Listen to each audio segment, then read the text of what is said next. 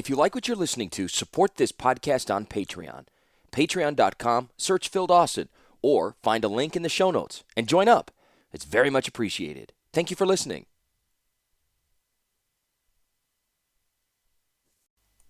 Welcome into Chapter 6 of the Brothers' War, and I just wanted to give you an update on where we are in the timeline of the Magic the Gathering series.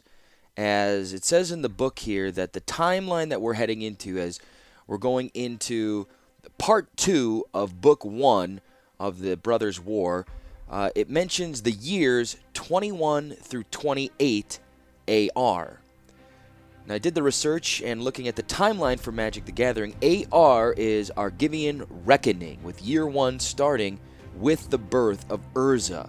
So, the history of Magic the Gathering during this time is based along the birth of both Urza and Mishra, and then the timelines were situated appropriately.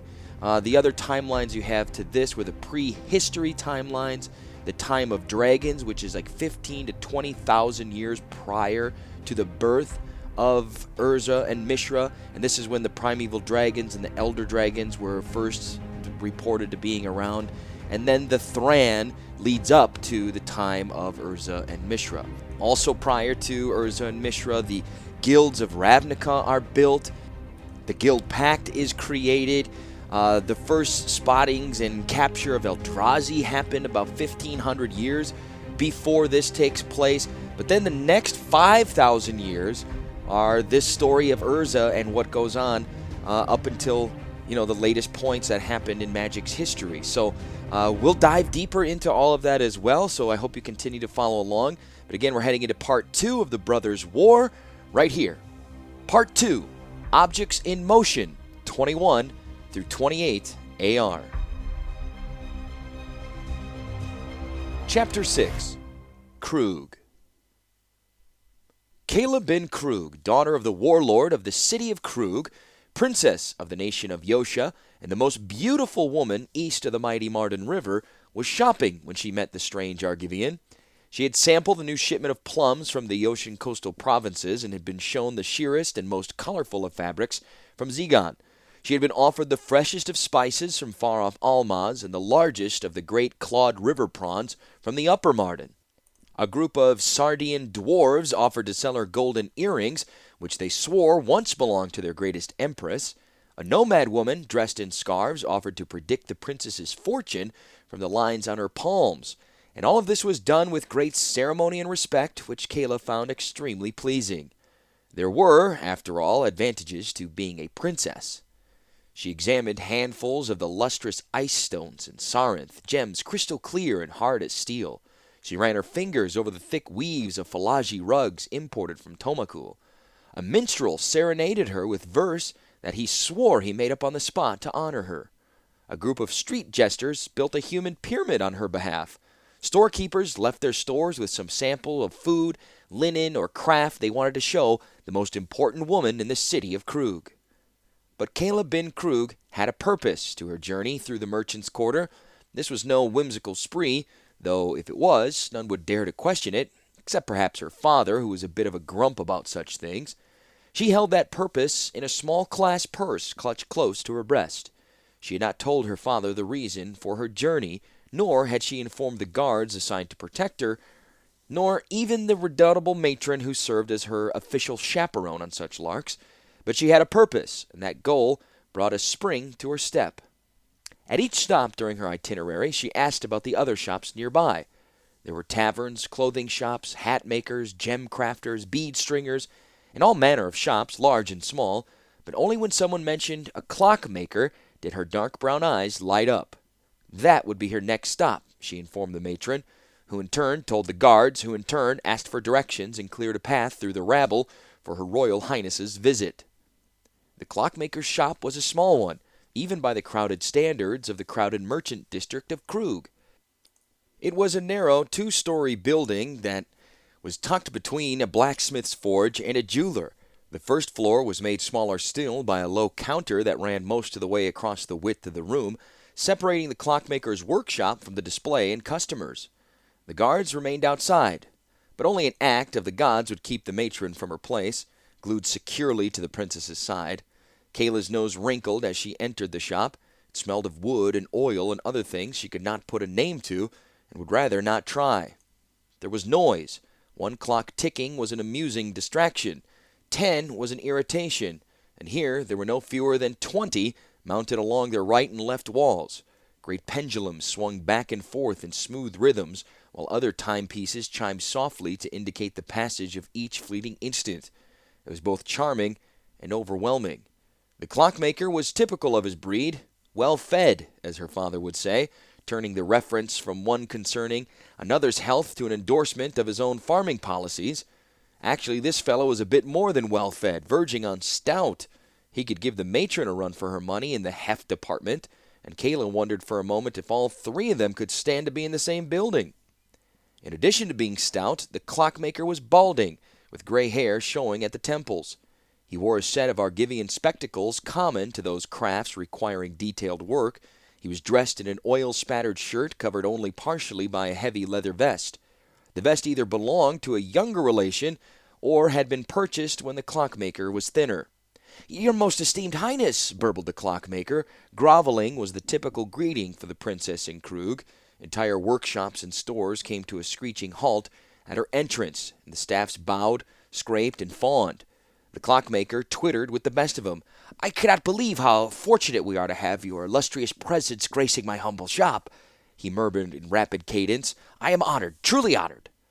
"You make clocks," she said sweetly, and the clockmaker's eyes lit up as if she had just announced the arrival of the gods. "Yes, yes," he said emphatically. "This is the House of Rusko, home of the clocks of Rusko, and we bid you welcome. It is our most radiant majesty interested in a timekeeping mechanism." "No," said Kayla shortly. Indeed, she could imagine few things more irritating than clocks. They were necessary, she realized, for those poor, sad people who had to be at certain places at a certain time. But that did not apply to her. Events began when she arrived, and everyone else was already ready for her. She set down the clasp bag on the counter and opened it. "I have an item here in need of repair. It belonged to my mother, but it has not worked in years." She produced a small silver box from her bag. It was so brightly polished that it seemed to suck sunlight from outside the store in order to add to its luster. Kayla caught sight of her own reflection in the lid, clear eyes of deepest brown, lustrous, raven dark hair, soft lips that just verged on pouting. She liked to think that everyone would make a fuss over her, even if she were not the daughter of the most powerful man in Yosha. She handed it to the clockmaker, who turned it over in his hands as if it were a live mouse. Carefully, he placed a thumb against the latch, and the top sprang open soundlessly. "Ah!" he said, then repeated for emphasis. "Ah!" Kayla was suddenly sure that the clockmaker had never seen such a device in all his days. "It is supposed to play music when it is opened," she said. "Yes," said the clockmaker quickly. "Yes, of course it does." He closed the box and turned it over in his hands a few times. Then he touched his fingers to his lips. His brow pursed and set it down on the counter. He looked up at Kayla and smiled a kind of greasy leer. "Let me call my assistant for this one. Young eyes and deft hands and all that." Without waiting for her response, he turned and shouted toward the back of the shop. "Assistant! Counter!" Kayla looked in the direction of the shout and saw the clockmaker was addressing a slender, blond man who had been working at a bench toward the back. She had not noticed him because he had not risen and come forward when she entered. That fact struck her as odd. Everyone rose and came forward when she entered. The young man was tall, but not too tall, lean, but not too lean, and handsome, but not in an obvious way. His hair was the color of white gold, pulled into a simple ponytail. He ambled toward the front of the counter, raised an eyebrow, and said, "How can I help, good lady?" Upon hearing his accent, Kayla was doubly reassured. The clipped tone of his words indicated he was an Argivian, and as such unlearned in how to treat true royalty. The king was weak in Argiv, and she had heard the nobles did as they pleased. Second, and more important, she thought, he was an Argivian, and young Argivians knew how to handle artifacts and old mechanisms. The clockmaker presented the silver box. "Her Majesty has an item in need of repairs," he said, stressing the introduction enough so there would be no question as to the station with the stranger. "It's a music box." The Argivian picked up the box and turned it over in his hands a few times. To Kayla's eyes, he was much more sure of himself than the clockmaker had been. "And the problem is?" he asked. "It doesn't work," hissed the clockmaker. "It's supposed to play music." "Ah," said the stranger calmly. "Let's see what the problem is." He flipped the box over and pressed both thumbs against the base. The box gave a sharp, distinct snap. Caleb Ben Krug jumped at the sound, and the clockmaker looked as he was going to faint dead away. Had the apprentice just destroyed a priceless heirloom? Kayla wondered. Then she saw that in reality all the young man had done was slip a panel from the box's base. Within the case was a maze of gears and metal. It did not seem to belong inside a container so delicate and precious. "Here's the problem," said the Argivian. His quick fingers were delicately probing and poking the apparatus. "The mainspring is knocked out of its socket. Hold on." He left the box on the counter and retreated to his own bench, returning with a thin tool with a crooked tip. "This should do it," he murmured. There was a soft click, and the stranger smiled. "There you go." He slipped the bottom panel into place with another loud snap and handed it back to the princess. Their fingers brushed as he did so. Caleb Ben Krug took the box and opened it. Nothing happened. The matron scowled deeply. Kayla regarded the stranger coldly and lifted an immaculate eyebrow. The clockmaker suddenly looked apocalyptic. "If you've broken the princess's music box—" "Well, you have to wind it," said the Argivian. Kayla was sure there was a hint of smugness in his voice. "You have the key, don't you?" "Key?" said Kayla. "Let me see," said the Argivian, holding his hand out. The princess handed the box back, their fingers touching again. The young stranger took the music box behind the counter and rummaged through several drawers. Finally, he lifted his head and returned to the front of the shop. "Key," he said. "Found one that fit the winding peg." He held up a thick, inelegant key made of some dull, common metal, rusted along one side. He inserted the key, gave it a few quick turns, pulled it out, then handed the box back to the princess. "Try it now." Kayla opened the box, and a soft, tinny music filled the shop. For a moment she forgot the incessant ticking that surrounded them. It sounded like small pixies playing crystalline bells. There seemed to be one tune, and a second, softer one playing underneath the first. She held the box to her ear and said, "I hear two songs." The Argivian nodded. "It's a contratempo, two distinct melodies in different times weave in and out. I remember having a music box like that as a child, though, of course, one not so elegant and well-crafted." Kayla smiled, taking the compliment as a reflection on her. She closed the box, and the music stopped. "Thank you." The Argivian held out the thick key. "Take this with you to wind it." The clockmaker lashed out with an arm with a speed that belied his girth, then held the key aloft, presenting it formally to the princess. "The music box of Krug with the key of Rusko," he said, laying the key in Kayla's dainty hand. The princess looked at the Argivian. "You are Rusko?" The Argivian smirked, and it was a definite smirk. "He is Rusko. I am Urza, and you'll be able to have a better-looking key made at any jeweler's." "Thank you, good Sir Urza," she said with a gracious smile aimed directly at the young man. That smile had melted courtiers and dashing young captains. The Argivian named Urza smiled back, apparently unmoved, and said, "Be sure not to overwind it. That's probably what knocked the spring out in the first place. Just turn the key until you get some resistance." He spoke to the matron, whom he apparently assumed would take care of such tasks as music box winding. Kayla smiled again, but did not offer her hand. She glided out of the shop, her matron in tow. The fat woman was scowling as if she had not understood what had just happened. On the street, the matron said to Kayla, "The jeweler, then, milady?" Kayla put the silver box back into her clutch purse, but held on to the thick, slightly rusted key. "Eventually," she said thoughtfully, "but not today. I've had enough shopping for one excursion." With that, the entire procession guards, matron, princess, hangers-on, and well-wishers steered their way back to the imperial quarter and Daddy's palace. Inside the clockmaker's shop, Rusko remained glued to the window until the last of the princess's procession had disappeared, and the street returned to its semblance of normalcy. "The princess," he said half to himself, rubbing his hands together. His voice had returned to normal. "The Princess of Krug was here, in my shop." "With an overwound music box?" Urza shook his head. "Don't they have a flunky in charge of such things?" "Mind your tongue, lad," said Rusko sharply. "When news gets out that she was in my shop, admiring my clocks, we'll have more business than we know what to do with." I didn't notice her admiring any clocks, said Urza. That's because you weren't paying attention, said Rusko with a chuckle, which is a tragedy for two reasons. One, she is royalty, and you should always pay attention to royalty. They can hurt you if you don't. And two, even if she wasn't royalty, she's incredibly beautiful.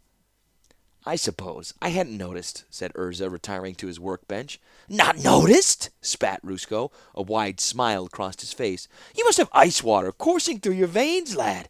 That or such beauties are 10 for a copper in Pendragon. Urza did not reply, and Rusko shook his head. The young man was a hard worker, but seemed to Rusko that he had no interests beyond his own bench. 3 months earlier, the youth had appeared seeking employment. He had arrived on some Falaji caravan out of the desert, but his accent marked him as an Argivian, and probably well-born as well. Rusko guessed he was some errant scion of a noble family. Probably got in trouble with his elders for using the wrong soup spoon or something, the clockmaker thought. Rusko had heard the youth had approached the temple schools first, seeking employment as a scholar. Of course, his lack of religious training counted against him. He then sought employment among the guilds. His Argivian heritage told against him there, too, for most of the guilds took native Yotians first. Rusko was a minor member of the Clockmakers and Jewelers Guild, but poised to expand, he always reminded others, and was in need of an extra hand, and the Argivian would work for a little more than room and board. Of course, Rusko appreciated the dedicated nature of his new assistant, but he worried that as an Argivian, Urza was missing the finer things in life. A dour and pragmatic people the Argivians were, in Rusko's opinion, and his new assistant confirmed that view.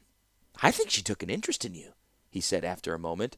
I noticed the way she looked at you when I presented her the key. The key of Rusko? Said Urza, looking up from his work. Why did you make such a fuss when you gave her that key? Ah, the clockmaker said with a fatherly smile. Let me expand your education, young man. Rule number 1, always sign your work. I don't just sell clocks. I sell the clocks of Rusko. He waved at the assorted timepieces lining the wall. Always attach your name to your work. That way others know what you did, and your fame spreads as a result. 100 years from now, people remember Rusko and his clocks. Only if they're good clocks, returned Urza. Aye, but ours are the finest, Rusko beamed. How do they know? Because we tell them so. Always show what you can do, and always sign your work. Urza had returned to the partially built clock on his bench, and now fiddled with the lever arm and particularly recalcitrant timepiece. Are you listening to me? Rusko asked. We tell them, said Urza calmly. Show what you do, sign your work. I'm listening to you. He did not look up. 3 months. 3 months the Argivian had been working for him, sleeping in the shop at nights, and Rusko still knew almost nothing about him. He had employed an enigma, a hard-working enigma, but an enigma nonetheless. Someone needed to show the young man there was more to life than his work. Rusko sighed. Failing anyone else suddenly appearing, that person would have to be he. The older clockmaker observed. Your Argivians are such dull children, so proper and practical. Why does it hurt to admit that you've just seen a lovely vision? Urza set down the lever arm. Fine, she was very pretty. Can I get back to work? I think it's a lack of gods, said Rusko, holding up both fingers to frame his point. The people of Argiv don't worship that much, do they? Once, returned Urza, not much these days. That's the problem, said Rusko, placing a palm flat against the work table. No gods, no life. You've reduced your gods to sayings and psalms, parables, and dry scriptures. Yosha's gods are alive and well. We have an overflowing pantheon and bring more in from the hinterlands. Bak, Mabak, Horiel the Swift, Gaia the Earth Powder, Thindar, Rindar, Melon, a god for every occasion, said Urza dryly. Exactly, cried Rusko. Whatever you do, some deity approves of it, or disapproves of it, or has some dire warning about it. It's much more exciting that way. Seems like a waste of energy, said Urza, unless, of course, you're in charge of the temples that benefit from all this veneration. Rusko waved a hand at his assistant in frustration. You missed the point. A Yoshin would at least admit that he saw a very pretty and powerful young lady. He enjoyed that revelation. You were just denying it. In the process, you stunt your soul. Urza set down his tools and took a deep breath, then smiled deeply and shook his head.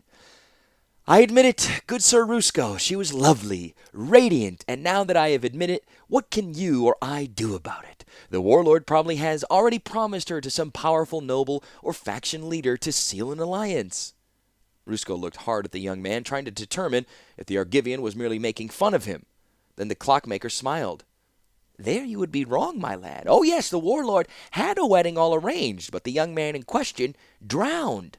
His ship reefed in a storm en route to Corliss, and they call it the Shielded Sea by Bach and Mabach. No love lost, of course." He snorted. "You saw how deeply she was in mourning. She is free for a moment, free to pursue her own interests." "But only for a moment," said Urza. "For your warlord probably has some other plan for his daughter, and then neither you or I will ever see her again." Rusko sighed. The lad had all the romantic spirit of a box of nails.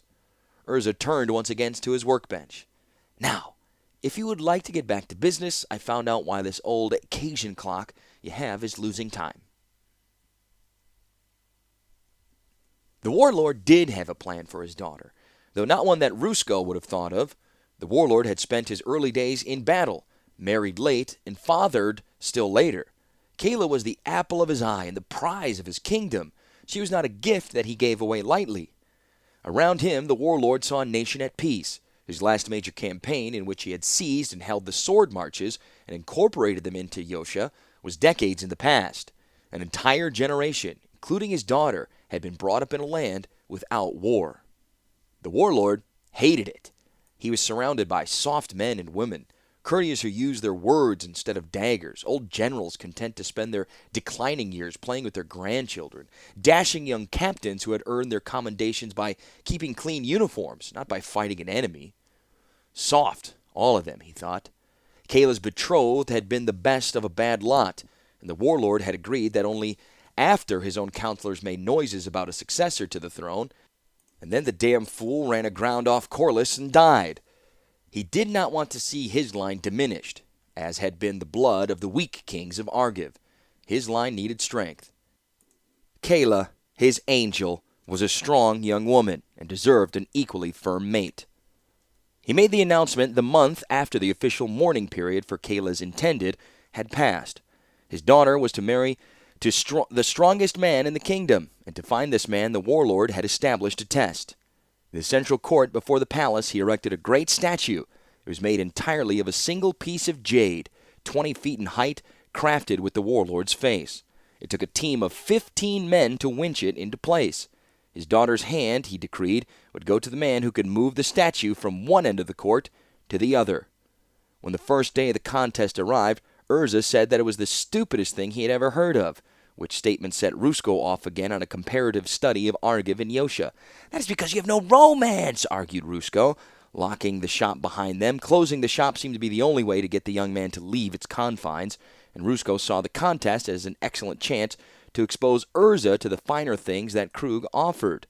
"The idea of mighty quests and impossible tasks in all of our folklore," he continued. "Look at the saga of Bish and Kana, or how Alorian vied for Titiana's love." Urza stopped in the center of the street. "But the legends say Bish and Kana died on their wedding day, and the Alorian was torn to pieces by Titiana's hounds after she rejected him." Russo made a harumphing noise.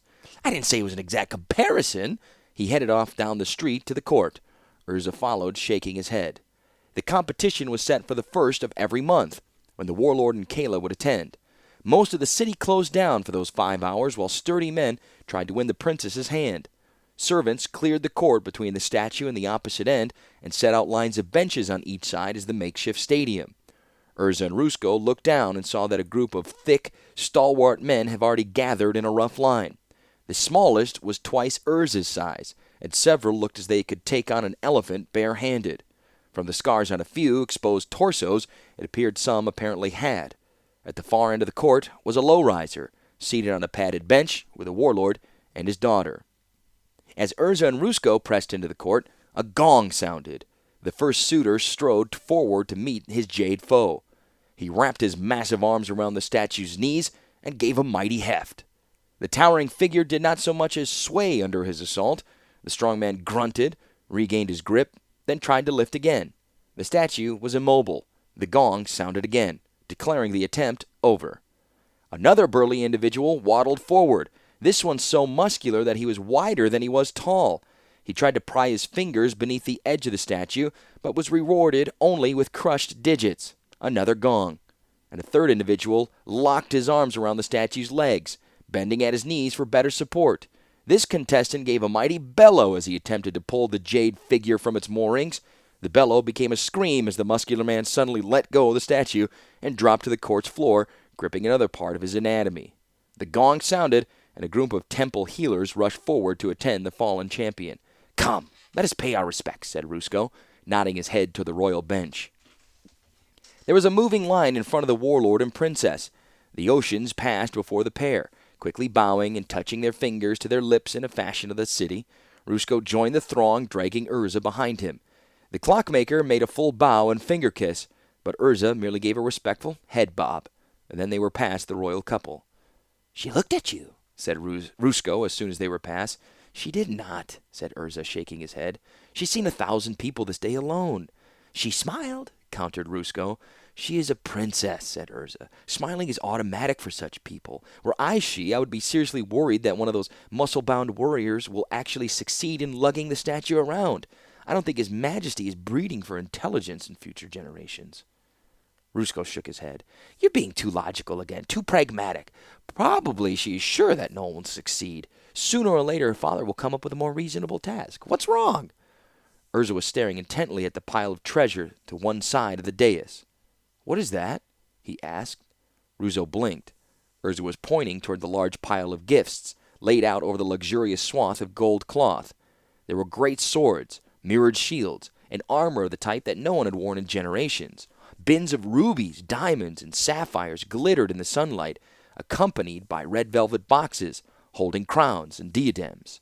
"That's the dowry," answered Rusco, and quickly added, "I know what you're thinking with your logical mind. Why does the daughter of the most powerful man in Yosha need a dowry? Well, it's a tradition. Those are all old items belonging to previous warlords. Some date back to the dawn of the nation. Some were made before Krug was even founded." "What of the book?" said Urza. Rusco had not seen the young man excited in all the time that he had been in Krug. He squinted to see the object to which Urza was referring to. "You mean the one next to the ivory shield?" "Yes, the large one," said the young man. "What is it?" Rusco leaned forward. "It's a book," he confirmed. "Definitely a book." "Yes, of course it's a book, but look on the binding. Thran glyphs," snapped Urza. Rusco blinked again. The young man was positively thrilled by the discovery. Rusco removed his lenses, rubbed them on his shirt, and put them on his face again. He shrugged. "If you say so, can you read them from the distance?" Urza was silent for a long moment, apparently puzzling out the geometric writing. Then he said, "Jalum." Was there a Jalum in Yosha's history? Considered Rusco. "I think there was an advisor or scholar or philosopher long ago, before the temple schools. Is it important?" Urza looked at the table laden with treasure, then back at the princess. As he looked, she was turning away from him, apparently intent on the latest attempt to lift the statue. Her face was smooth and impassive, and very lovely in the noonday sun. Urza chewed on his lip, then said, "Good Sir Rusco, I think I want to move the statue." Rusco could hardly contain his disbelief. "And I want to fly to the moon and kidnap the harem of the Pasha of Sumifa. I'll even settle for my head to hurt less the night of drinking brandy. But I don't expect it to happen. That's a rule one in life. Don't expect the impossible and you won't be disappointed." "I do expect it to happen," said Urza, staring intently at the huge jade statue. Another contestant was trying to manhandle it to no avail. "But I will need supplies." He turned to the clockmaker, his voice hard and decisive. "Metal bolts, iron root, spurs, and other things. Will you help?" Rusco stammered for a moment. He was all for romance, but suddenly this posed a threat to his own pocketbook. "Well, I could give you an advance," he said reluctantly, "but you are talking about a sizable outlay." Urza nodded, then said, "Have you heard about ornithopters, the Argivian flying machines?" Rusco nodded. "I've heard travelers' tales." He paused, then hissed a question at the young man. "You know how they work?" Urza nodded again and said, "I helped build the first ones. I could give you the plans. If I did, would you provide supplies for my work?"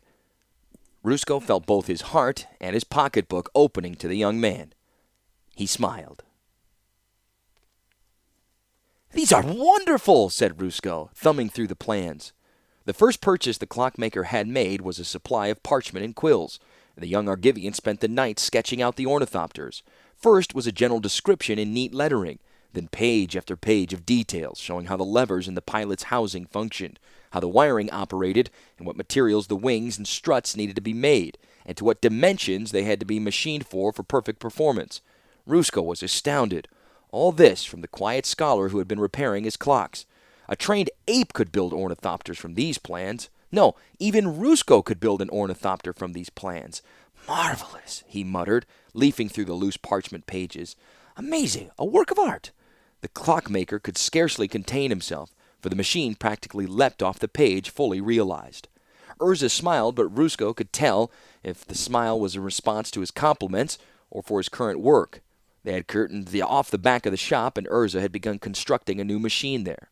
Actually, it looked as if he were building a statue of his own to counter the jade one of the warlord. It looked like a beast of curved metal spars, fashioned in the upright form of a man. Its limbs were metal frames, cross-bolted in a thick latticework. Its upper torso was thinner metal and ironroot, and it pivoted at the base of the spine. One inelegantly long arm drooped at either side, each looking like that of a gorilla. A roughly hewn helmet, with a faceplate that flipped up or down, served as the head. The face guard was open now, revealing a tangle of cables and gears set around a single, dull gem. It suddenly occurred to Rusko that Urza had smiled more in the past few weeks than in all the time the clockmaker had known him. They had not been the polite for-the-customer smiles or smug Argivian scholar smiles, or even put up with old Rusko smiles. The young man seemed more alive as he tinkered with his creation. Rusko had only made one suggestion during the entire process. "You've got the knees on backwards," he said. "Supposed to be that way," muttered Urza, not waiting for a reply. He burrowed back into the creature's chest with a spanner. In 2 months, the creation had blossomed from a mixed collection of parts that Rusko had gathered, caged, or borrowed from other shops into a towering giant. It was vaguely humanoid, and Rusko wondered if it was based on any living creature. It was not a question he wanted answered. Instead, late at night, as Urza was checking connections and splicing wires, he asked another question. "Who is Mishra?" Urza's rapidly moving fingers almost dropped the splicing tool he was holding. "Someone important to you, I presume," continued the clockmaker. Urza stared at Rusko, and for a moment there was a flicker of coldness on the youth's face. Just for a moment the quiet, solemn man of the past months was back, and Rusko was afraid he had lost the smiling Urza forever. Then Urza sighed and the moment passed. He turned back to his machine. "How do you know of Mishra?" Rusko fought the temptation to laugh. "You rarely sleep, Urza, but when you do, you talk. You mention Mishra a lot. And another, Tokasia." "Tokasia," corrected Urza. "Tokasia was my teacher. She's dead now." Said Ruska. "And Mishra?" "My brother," said Urza quietly. He peered more intently into the creature's interior. "Alive?" "I suppose," Urza shrugged. He gazed up with the pretense of working on the wiring and leaned back. "I don't know. We parted on less than friendly terms." "Ah," said Rusko. There was a lot going on beneath the surface there, and he felt resistance to his questions. "And you feel badly about it," he persisted. "I wish there was something that could have been done to change things," said Urza. Rusko thought the youth's statement was probably true, as far as it went, but there seemed to be something more, something yet unsaid. A silence grew between the two men. Finally, Rusko broke it. "In Yosha, we believe a man has many souls. Did you know that?" Urza shook his head, but a small smile appeared at the corners of his mouth, a put-up-with-old-Rusko smile, the clockmaker thought. "You don't wear the same clothes as you did when you were a boy, and you won't wear the same clothes when you're older," Rusko continued. "The same applies to souls. You have one soul as a child, another as a youth, and several as an adult." Urza shrugged. "I wear different clothes. I don't know about souls, though." Rusko stroked his chin. "Most Yoshian faiths believe that when you die, each of your souls is judged individually. Let us say your first 3 souls were basically good. Then you became a robber and a thief and grew a 4th evil soul. Then you repented and lived a virtuous life, growing a 5th, more kindly soul. When you die, your souls are judged independently. The first 3 souls and the 5th will be rewarded for their virtue. The 4th soul will be sent to hell, destroyed, or sent back, depending on what gods you venerate." "Are you going somewhere with this?" asked Urza, his eyes strayed toward his machine. Rusko smiled. "Only that you may be feeling guilty about what happened with your brother or your late mentor. Don't. You have a new soul since you've arrived here, a Yoshin soul. Let that be your guide." Urza stood for a moment, untangling Rusko's advice, then shook his head. "Until I talk again with my brother, I'll carry my regrets with me. but thank you for the advice. It's very—" He paused, then broke into a wide smile. "Much like Krug itself." Rusko smiled back, taking the young man's words as a compliment. "So," he said, looking up at the titanic figure, "does it work?" "Not yet." Urza pulled a chain from around his neck. Rusko saw that the chain was attached to a large gem, a dark ruby flecked with streaks of multicolored fire. Urza climbed the stepladder until he was level with the great creature's head and pushed the gem inside. Standing on tiptoe, Rusko could see the young man touching the ruby stone to the dead, inert gem in the creature's head. The gem in the creature's head began to glow, slowly, erratically at first, then with a stronger beacon, until it was as strong as the stone Urza had. It radiated with a sapphire light shot through with sparks of white. It was, thought the clockmaker, like watching someone set a fire by placing a burning stick against another. As the new gem glowed, the creature began to move. It raised one arm, then lowered it, then raised it again. The gears and the pulleys at the machine's arms and shoulder whined softly as they moved. Urza lowered the creature's visor. The light of the gem shone through its eye holes. "There," said Urza. "Now the machine has a new soul as well." It was the third month of the competition, and for Kayla it was a proceeding much the same way as the first two. A cavalcade of horns and gongs sounded. A throng of well-wishers passed before her and her father, though there were fewer with each passing month, she noticed. A gathering of overly muscled warriors waiting their turn to attempt the impossible. Again, there were fewer than previously. On the first day of the competition, it had all been a great celebration. A month later, at the second trial, it was merely interesting. Now, 2 months after the first day of competition for her hand, Kayla felt the whole affair was becoming tedious. She reviewed the candidates and suppressed a shudder. This lot might look well behind a plow, or pulling one, she thought wickedly, but as far as leadership material went, they were sorely lacking. Some part of Kayla's mind gave a mental shrug. What did it matter? After the wedding, she would make all the important decisions. At first, as each took his turn, she imagined what life would be like with each of the hulking brutes. That proved to be less than appealing, so she soon settled on guessing the nature of their injuries after they had failed to move the statue. She had counted so far that day 10 pulled muscles, 3 in the groin, 2 burst intestines, 7 cases of exhaustion, and a head injury. The last was from a young man from the sword marches of the far north who grew so frustrated that he head-butted the statue. The temple healers hauled him off the field by his feet. The current contestant was a grunter, gripping the statue and trying to pull it down on top of himself. Kayla did not care for grunters. She liked the bellowers better. They made more noise and tended to give up more quickly. The list had thinned out quickly, and there were now bare spots among the benches for the loyal subjects. She wondered how much longer her father was going to continue this exercise in futility. Probably, she decided, until one of the lesser noble families made a better offer for her hand. Daddy was always doing things in secret. Kayla was resigned to her fate. She had always been a dutiful daughter, and if her father arranged for her to marry a Falaji, she would live in some desert tent beyond civilization. She was no stranger to court politics. For years, she knew she had been groomed to eventually marry in a fashion that would make Krug stronger. The fact the original target of that marriage had the misfortune to die before getting the chance to wed her did not change the process in the least. She looked at her father as he watched the proceedings. He had a solemn face now, cool, thoughtful, and regal.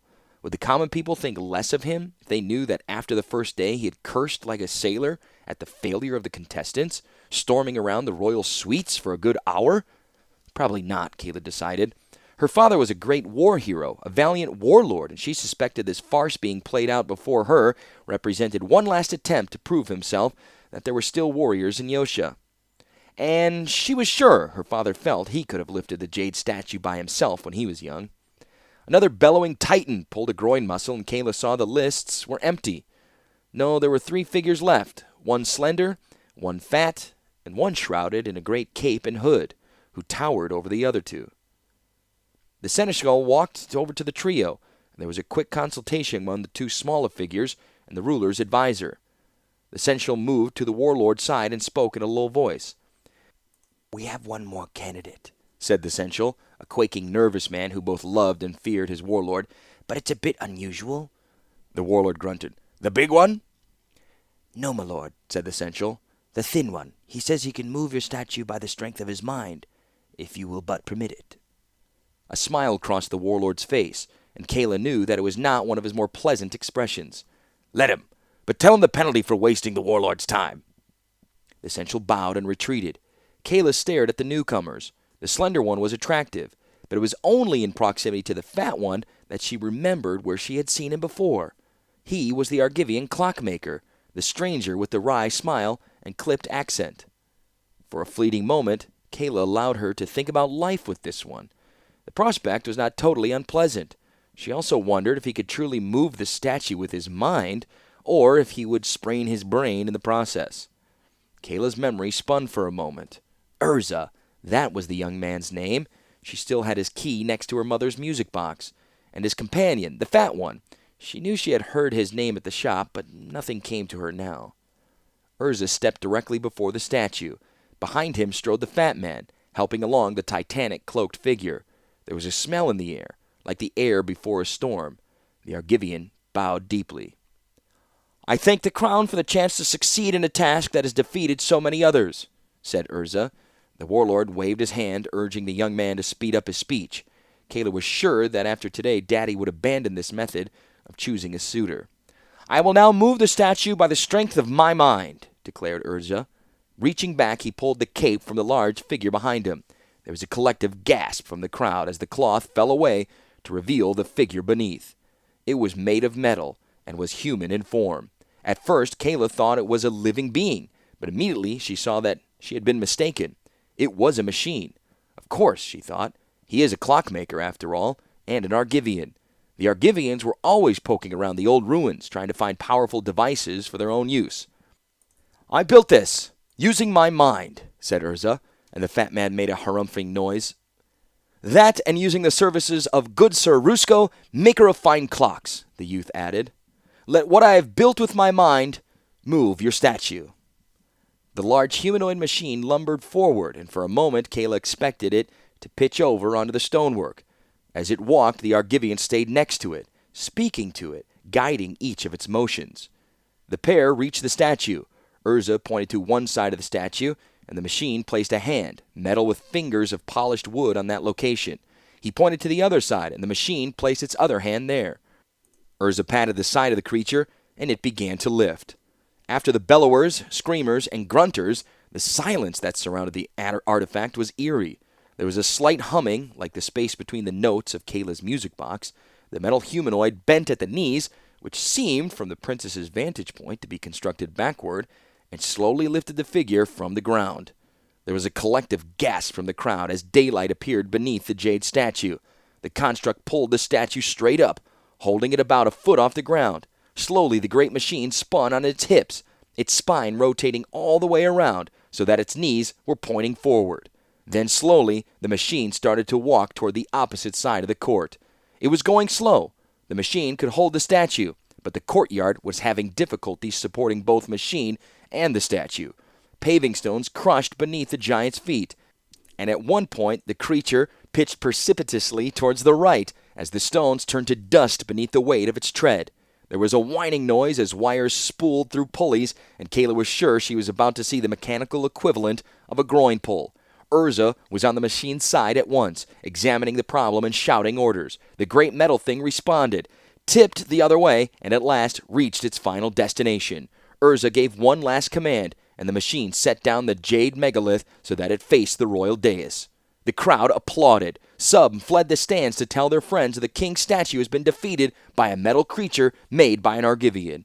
Kayla found herself on her feet applauding as well, but one glance at her father stopped her. His face was a storm cloud, and veins throbbed at his temple. Wordlessly, he rose and turned away from the dais, thundering back into the palace. Ever dutiful, Kayla rose as well, but allowed herself the opportunity to look once more at the talented Argivian. He stood there in the center of the court, his machine next to him, the clockmaker on the other side. The common people were already spilling into the courtyard to congratulate him. On his face, a wide, beaming smile. She decided it was a pleasant smile, and smiled back at him.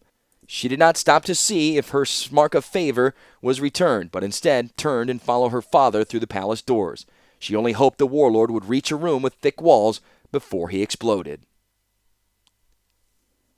It took 15 minutes for the warlord to stop cursing and another 15 before he was using coherent sentences. Kayla, the Sensual, Kayla's matron, and a brace of nervous courtiers waited in the storm to abate before even venturing an opinion.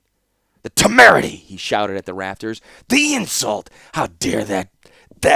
He opened his mouth and closed it for a moment until he found the proper word. Weed! The weed thinks he deserves my daughter in exchange for some parlor trick?" "Well," said the trembling Sensual, "you did say her hand would go to whomever could move the statue." The warlord grunted harshly. "And you "Did allow him to try," said the Sensual, gathering strength as he spoke. "He said he would move the statue with his mind." "But he didn't!" bellowed the warlord. "That wind-up machine did all the moving." "Well," said the Sensual, "your daughter could marry the machine." Kayla stifled a giggle, but the joke prompted another cascade of war camp obscenities from the warlord. The Sensual fled under the assault, and Kayla thought at the time out of the discussion entirely. "And you," roared the warlord, turning to his daughter, "what have you to say of all this?" "Say!" cried Kayla. She was suddenly indignant at being the target of his yelling. "I had no say when you wanted me to marry that hapless mariner," she charged, stalking toward her father. "I have no say when you decided to award me the strongest ox in the kingdom. So now, when someone has finally beaten you at one of your little games, I suddenly have a say?" The warlord stared at Kayla, stunned by her outburst. His shoulders sagged with defeat. "I just want what's best for you. But to have to give you to this foreigner, this Argivian, this weed!" "You are the warlord of Krug," said Kayla coldly. "You can do whatever you want. You can banish him if you want. But if you want my opinion, here it is. He has a pleasant face, a good shape, and seems rather bright.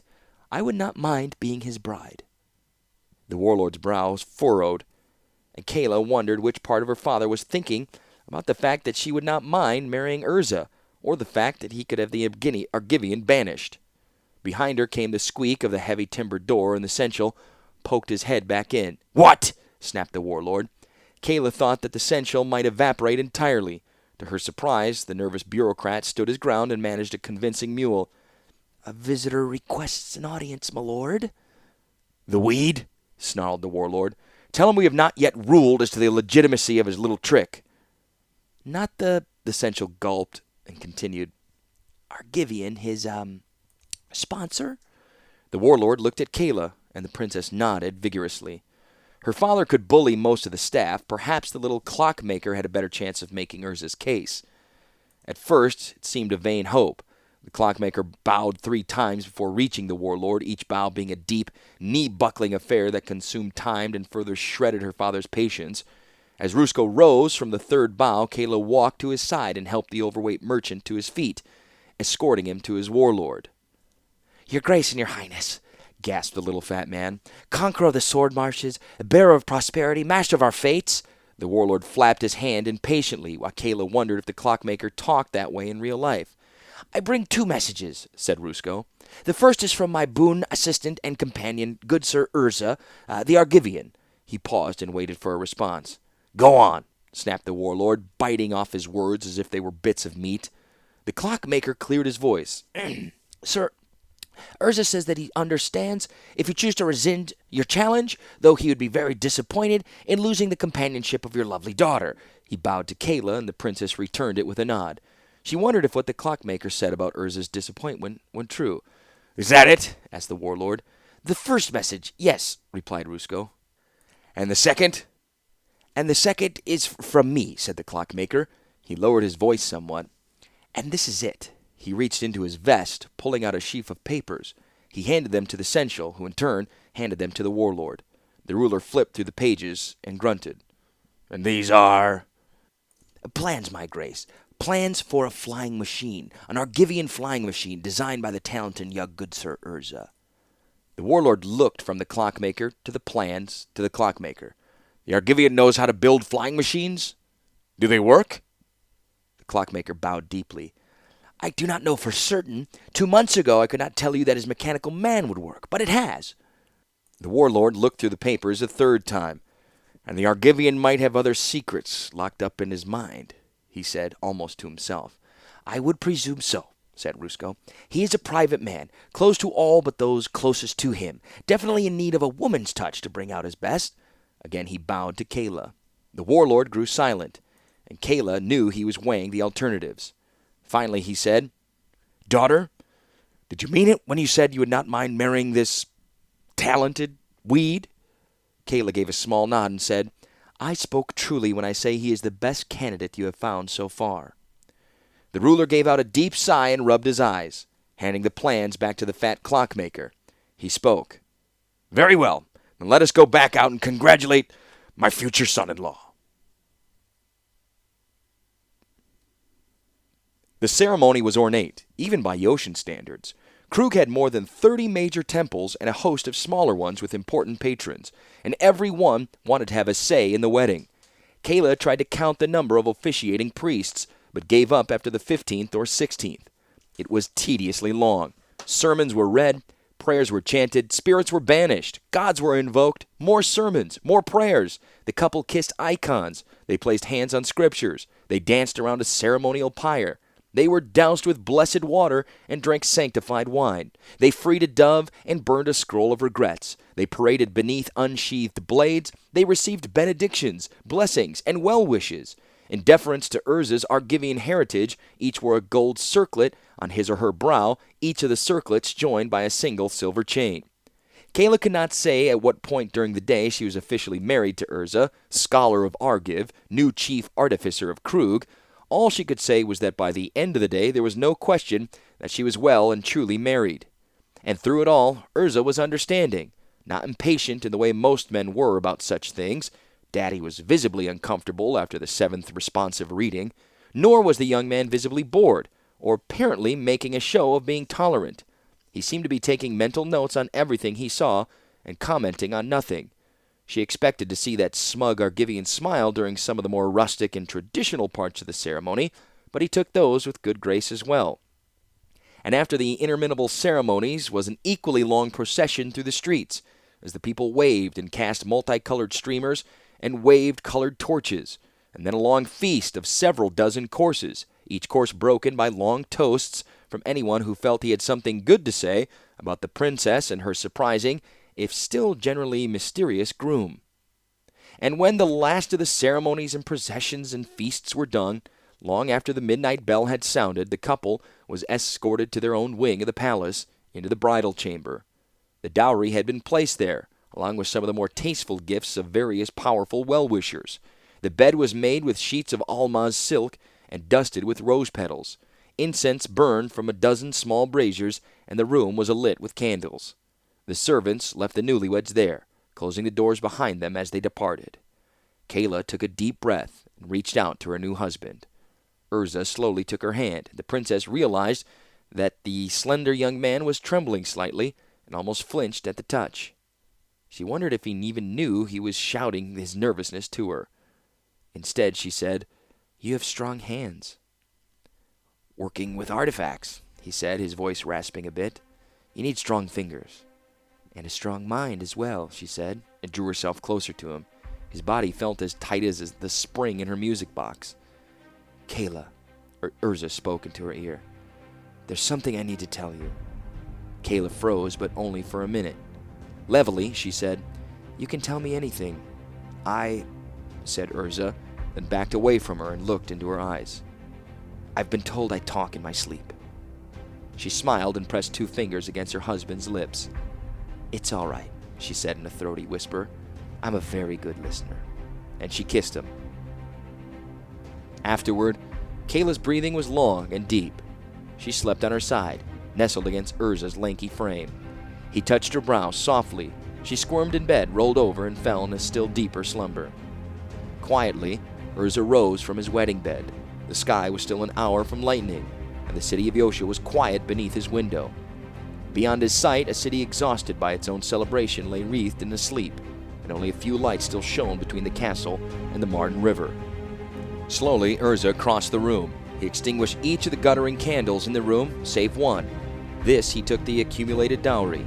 He looked over the pile of treasure, then carefully knelt down and extricated a heavy book, marked with the Thran glyphs on the spine, the Tome of Jalum. Urza took the book to the writing desk on the far side of the bedroom. He set the candle in its holder and looked at his new wife, lying in the darkness for a long time. Then he opened the ancient book and began to read.